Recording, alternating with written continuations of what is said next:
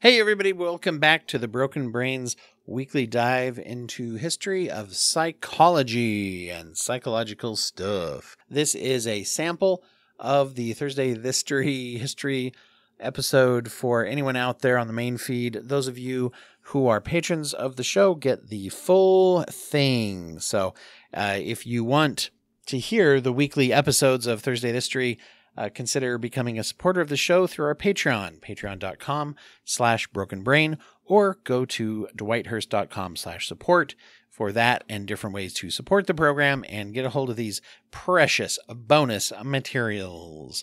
But for now, let's dive in. We're going to be talking about astronauts today and astronauts' mental health, which is pretty important. I mean, just like mental health is important for anybody. But if you're going to space, you want to know about some of those things.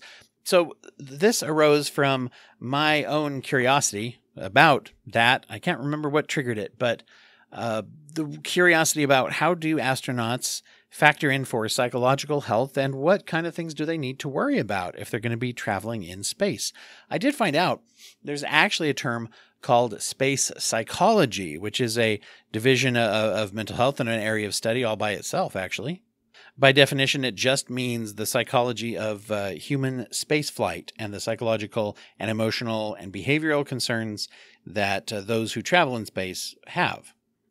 In fact, NASA actually has a Human Systems Integration Division, which is the branch of their department that does research in this area of mental health and psychological elements of space travel. So one of the first things that's interesting is that, like many things, psychology goes into the design and the aesthetics and the ergonomics of spaceflight.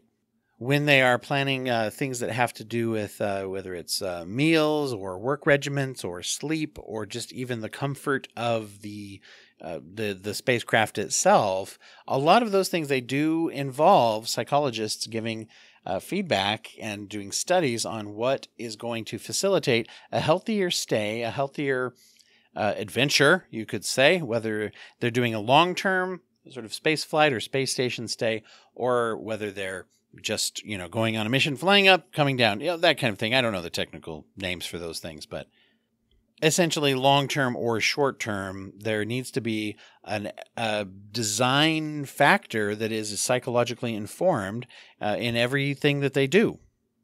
I mean, if you think about it, this is a pretty rigorous and challenging psychological experience to think about not only the actual trip into space, but all of the preparations.